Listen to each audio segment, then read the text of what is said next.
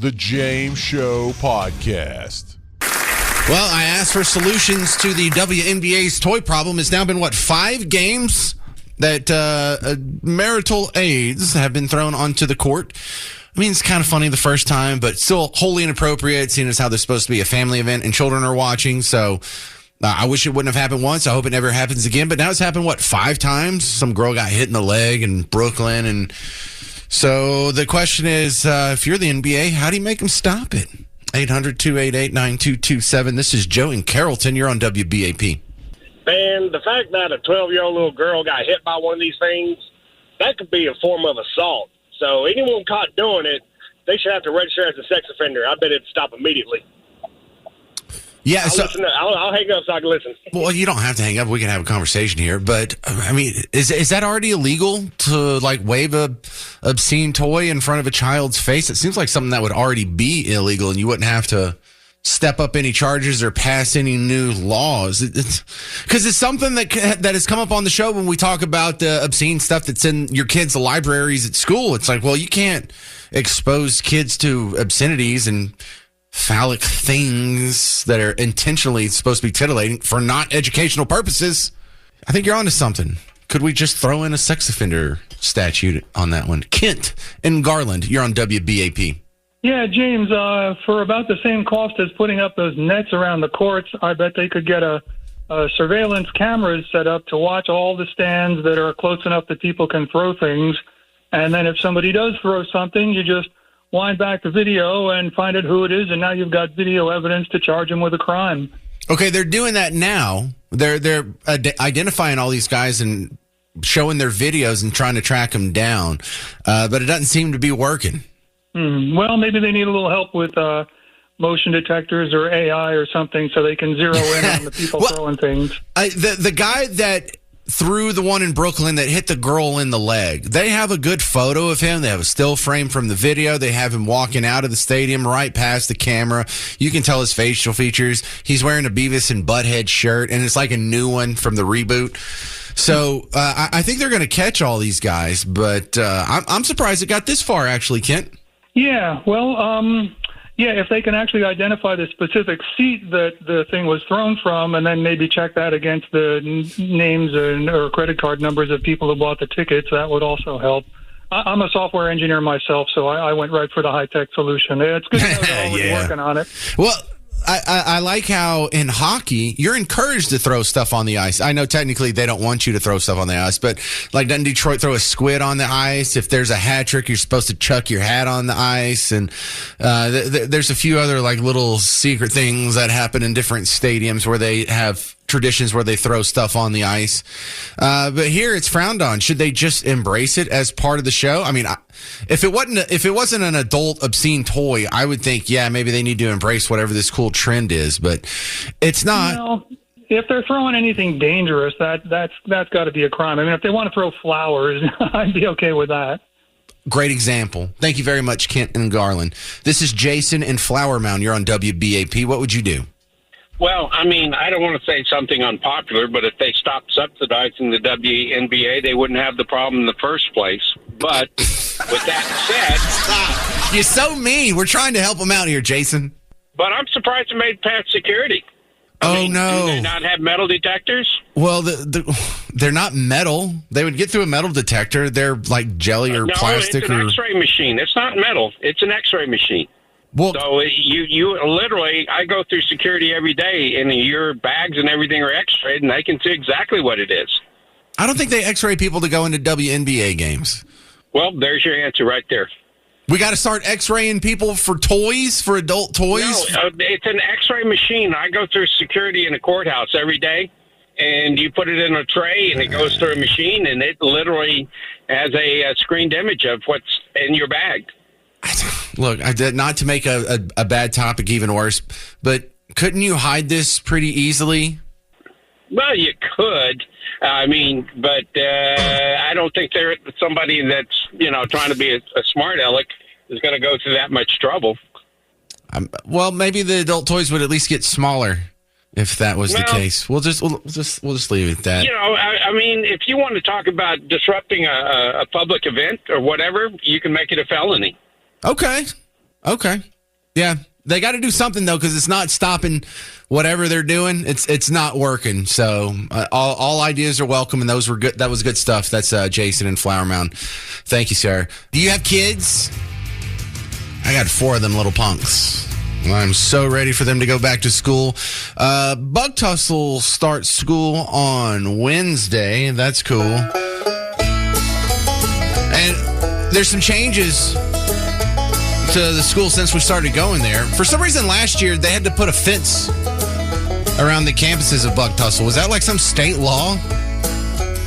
That was weird. Like, we need a fence. You're in the middle of nowhere. Yeah, well, we still need a fence. What are you fencing in? A big rectangle of grass? But they got rid of the hitching post this year, too, so that was kind of sad. But no, jokes aside, here's what all of our kids, and for some of you grandkids, I'm jealous, are going to be facing that's different. Now, the new laws go into effect technically on September 1st, but it's been my observation that every school I've looked at, they're changing the rules for starting the first day of school. Now they're not going to wait till September 1st. And the big one that I'm really interested to hear from all of the people listening about is the cell phone ban. Because I had mentioned this last week, and I was like, what's your school doing? Are y'all doing something different? Because some schools make you put it in a bag that they can't open. Some schools make you turn it in. Someone sent me an email, and I forgot where it was, but it was around here, and they were saying that they just have to turn it off. And it's almost like the honor system for whether or not it stays off. It's like, really? You're just trusting them with it? Here it is. Russell sent this. Decatur School District. Our kids can have their phones, but they have to stay off all day long. If they get caught with them, they get taken. It's like a $15 fee to get them back.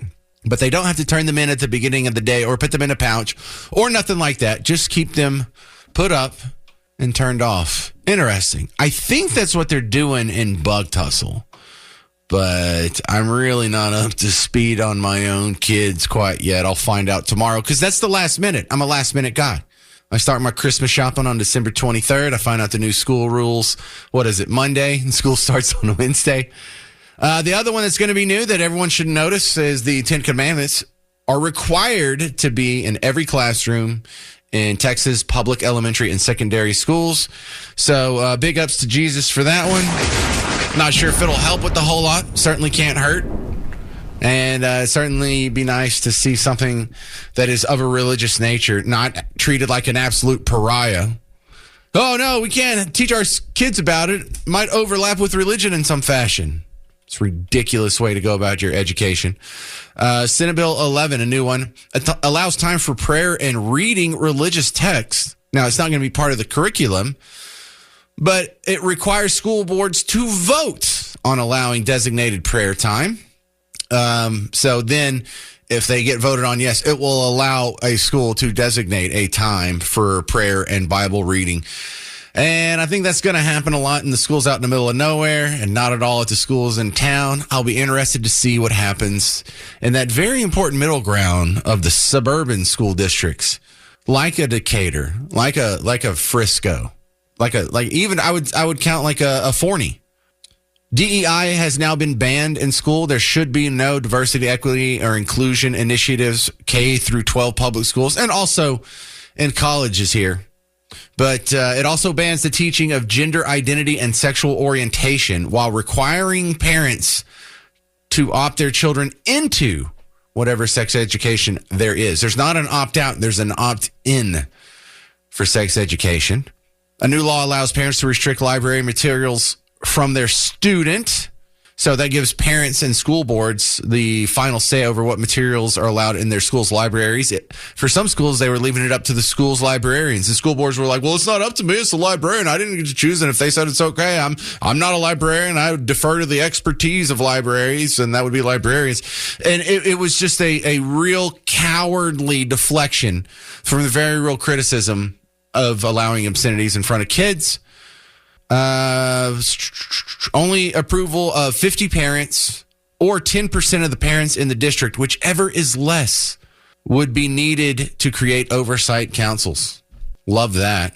The next one bans certain food additives in school lunch. Don't care. Next one, right to prayer for public school employees while on duty. My God, I can't believe that wasn't already legal, but it's just codifying it into law that a public school employee could engage in religious speech or prayer while on duty. And this, what comes to mind, and I think what this is based on, is that coach in Washington that got in trouble for kneeling and praying on the field after games. So this wasn't during school times. It wasn't a school function, but after the school function was over, and it was in a school facility at the midfield of the football stadium. But I got some great news for you. At all the little schools out in the middle of nowhere, where the news cameras don't go, where the newspaper reporters don't go, far from the delicate sensibilities of the average MSNBC viewer. We pray at football games. We pray on the loudspeaker at football games, and not after it's over.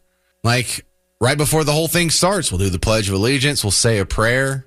Yeah, it happens at most of the schools out in the middle of nowhere. And I get to see it because when we go travel, when we have away games, and we get to go to a Caddo Mills, or we get to go to a Quinlan Ford or Sulphur Springs or Mount Pleasant or Paris or wherever, we get to see, do they pray in their stadiums? They do too. You know where we don't see it? If you have to play one of the big city teams. Ha, ha, ha. Another new law requires students to take financial literacy courses. Again, something that should have been legal yesterday. It requires all Texas public high school students to complete a 1/2 credit course in personal financial literacy. Didn't we have that? We had economics my senior year of high school. You had to take half a year of government, half a year of economics. Apparently, it's not cashing in with some people, especially when it comes to understanding student loans. And another big change is $8.5 billion in new public education funding. So when they talk about how they're out of money, go dig in that $8.5 billion before you want to raise my taxes. This is Taylor in Canton. You're on WBAP. Yes, sir. Resonated a bunch of what you were saying. I graduated 2008 and from Forney. And, I mean, cell phones are not allowed.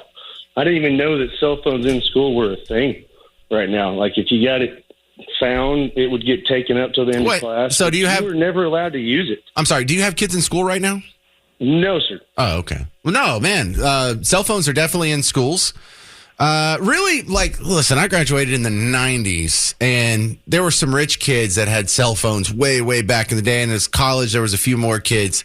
But now everyone has a cell phone, and especially by the time you're in high school, all those kids have cell phones. And I'm going to tell you a dirty little secret here. I kind of like it. I like having my kids having a cell phone in class. I like being able to reach them. You know, I don't want them to be on it all day, every day, but, you know, I can text them. Absolutely. But they've made it too easy, I feel like, from what I've been hearing, for them to use it for learning. You're supposed to be learning in school and not on your phone. Yeah, well, I also feel like the world... I had books, too. I didn't have laptops. Yeah, right? Those old things, like the manual books, right? Yes, sir. Highlighters and underlining.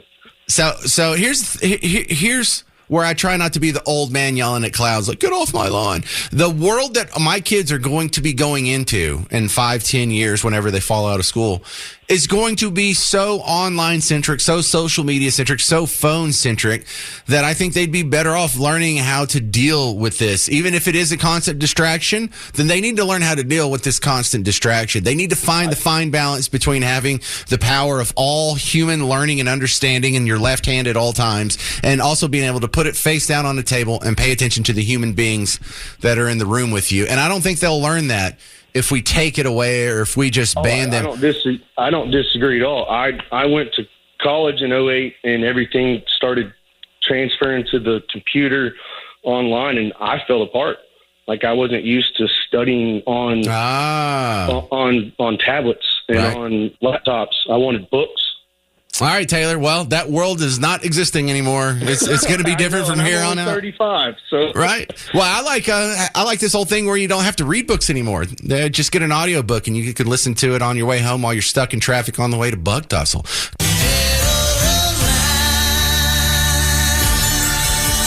Oh, why, thank you, Mr. Jovi. Nailed that intro yet again. Hey there. Welcome to today's edition of Dead or Alive. I am your host, James Parker. Today we're playing for 2 tickets to see Jason Aldean Full Throttle Tour 2025 coming to Dos Equis Pavilion this Thursday with special guests Nate Smith, Ray Lynn, DJ Silver. For tickets and information, go to livenation.com. But I'm going to try and give away a pair of tickets right now. If someone can guess if these country legends are dead or alive. Today's category, country legends. Let's do ladies first. Tammy, Venus, you ready for dead or alive? I'm ready. Okay. Dolly Parton, dead or alive? She's alive. She is alive. George Jones, dead or alive? George is dead. Yes, died in 2013. Mel McDaniels, dead or alive? Not sure, but I'm going to say dead. He is dead. He died in 2011. He was born the same year as Joe Biden. Anyway. Waylon Jennings, dead or alive? Waylon is dead. Tanya Tucker, dead or alive? Tanya's alive. Tanya is alive. Tanya, you're killing it. Willie Nelson, dead or alive? Oh, he's still kicking. Alive, 92 years old for the Godfather of Texas. I know. The studio audience is a big fan. Toby Keith, dead or alive? Unfortunately, Toby is gone. Yeah, he just died last year. The gambler, Kenny Rogers, dead or alive? Kenny's gone as well. He died in 2020. Crystal Gale, the girl with the longest hair in the world, dead or alive? Hey, I want to say that Crystal's alive. 74 years old. Tammy, you've only got one more. George Strait, dead or alive? King George, he's living life. He just did a benefit concert for the flood. I wanted to give him some props for that. All right, well, congratulations, Tammy. You just had a perfect game. You got all 10 first time around, and so you have won yourself a pair of tickets to see Jason Aldean this Thursday. Who are you taking? I don't know yet. Maybe my daughter. What about your husband? He's not into the country thing, but my daughter is, so. All right, well, don't take him then. We'll just leave that to you and your husband and put you on hold. Garrett will get you information, email you the tickets. Ha. Hey, Tammy's husband, she's going to go to a great concert without you. She just outed you on the air. My next topic on the James Show is going to be based on a viral video.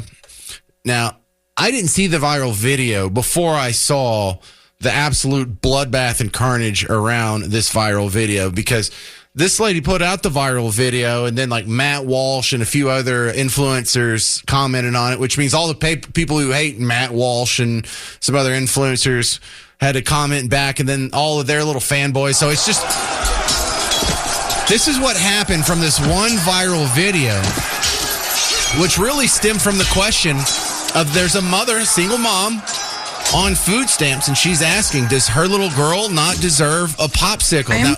Now, she's referring to the new rules from RFK where they're trying to not allow food stamps to be used for sodas and candies and ice cream and treats.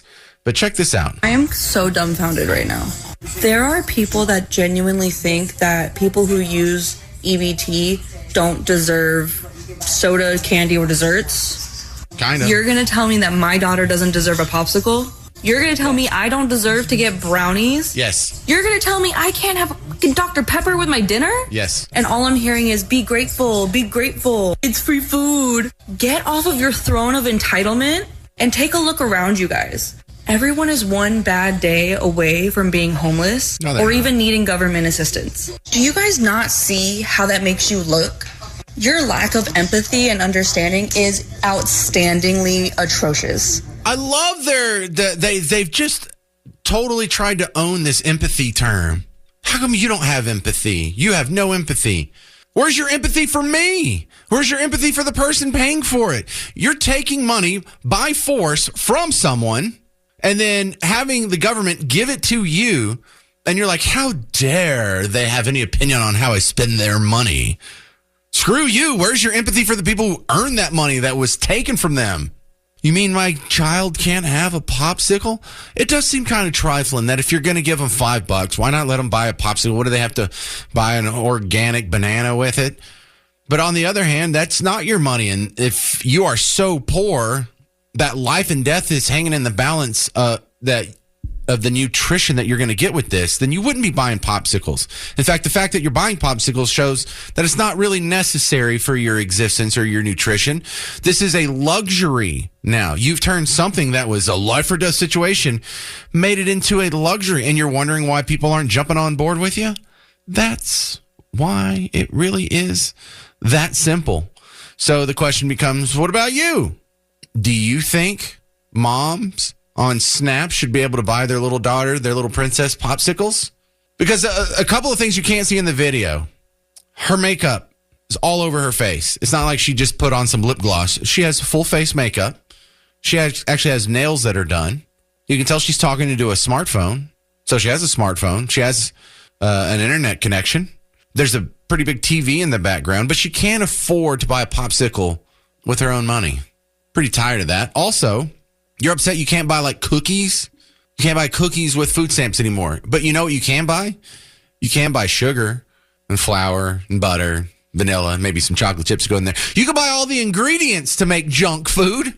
You just can't buy them already pre-made. We're just asking you, if you're going to eat terrible, if you're going to just eat empty carbs with a shovel, at least put in a little bit of work and make the damn cookies yourself. No, they don't even want to do that. Let's go to the phones. Terry, Lake Worth, you're on WBAP. Hey, I have to agree with you on, if you're on food stamps, the things that this woman is talking about are luxuries. They're not necessities to feed your family. Soda, popsicles, brownies, cookies, these aren't something that you have the luxury of buying if you're on assistance. So basically in this scenario specifically, the luxury is what you can actually afford with your own money. The assistance to make sure you and your family are fed are nutritional food that you should cook, and preferably not even all the processed frozen stuff, but good food to keep you healthy, not the junk food that's slowly killing off the population anyway. So it's a luxury. Totally agree. We agree. We do. And I'm out there making money, and they're out there taking it away. And, these luxury items that other people feel free to buy on food stamps, I look at twice before I decide whether I'm going to get any or not. Oh, isn't that the worst? 'Cause it's like, even today, I'm doing the math here because, we don't get paid until Friday. And so I'm getting kind of close to it here. And so like today when I was going on my break, I'm like, well, do I buy a $4 Monster Energy drink that I really want? Or do I go down to the break room and I get the 4-hour-old free coffee and I just doctor it up with some creamer and some sweetener? I got the coffee. I didn't get a Monster Energy drink, and I'm a grown ass man that has a job and I make money. Starbucks. You didn't get a Starbucks. You went and made yourself a pot of coffee. Yeah, and I even got the cheapest version of my second choice. Thank you very much. This seems like such an open and shut case, doesn't it, Terry? This is Merlin in Mansfield. You're on WBAP. Good afternoon. I agree with you and the previous caller. I was born, I graduated high school as a ward of the court. My first job was a warehouse. I don't have a college degree, anything like that. I've never taken a dime of assistance from the government or anybody else. And last year I paid $85,000 in income taxes. Good Lord, son. Hard work and perseverance pays off. You want the brownies and the whatever, put your ass to work and get it. What are you, the backup linebacker for the Cowboys? That's a lot to pay in taxes. It is. And I'm tired of people telling me that I need to pay more. Yeah. Well, so that they can be lazy and not get up at 4:30 in the morning and work until 7 in the evening. They think it's so easy. Get up and go to work. Yeah, good stuff. Thank you very much, Merlin. I haven't been without a job since I was in high school. Yeah, well, that's what happens when you can only rely on yourself and you don't get handouts. Does anybody disagree? Garrett, anyone on hold? Because the lines are all full. Everyone agree?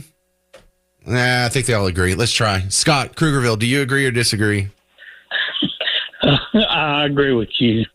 I'm retired Army, and I volunteer at a food bank. And we give out a lot of sweets, a lot. So if they want some sweets, they can come down to a food bank. All your local food banks, they give out a lot of sweets. Walmart donates them to us. And so it's a lot of sweets we give them. So no, taxpayers shouldn't be doing that. Yeah, you know what? I'm glad you called in. If you do absolutely need free sweets, there are other avenues. You don't have to take it from the taxpayers. You don't have to take it from me involuntarily. Exactly. All right, I'm going to run. I'm going to see if I can find someone who disagrees. James and Sherman, do you agree with me or disagree? Well, I definitely agree because I've seen all this. I'm retired now. I just recently retired. But back in 1976 is the first time it really slapped me in the face to see this. I was just started a job at a grocery store. I've been there about a month. This woman came in, big diamond ring, driving a 1-year-old 1975 Cadillac loaded. Well, she was wearing a fur, everything. I know where this is going, and she used food stamps.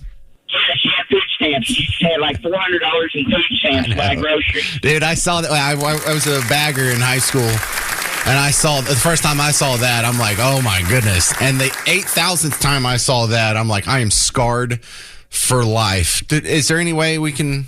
No, I'm out of time. Thank you very much for you people on hold. I'm sorry I didn't get to you. Thank you very much for listening and spending your precious Monday with the James Show. If you need more James Show action, I'm about to get out here and go put up the podcast. Some good stuff on today's podcast. The Attorney General of the great state of Texas, Ken Paxton, came on and answered the question on whether or not someone's going to catch charges for fleeing the state, whether it's the lawmakers for running or Beto for supporting them financially. Does that count as a bribe? So remember the James Show podcast until I come on again tomorrow in 21 hours. In the meantime, stick around. Mark Levin's next. I'm James Parker. This has been News Talk 820 and 93.3 FM WBAP. The James Show Podcast.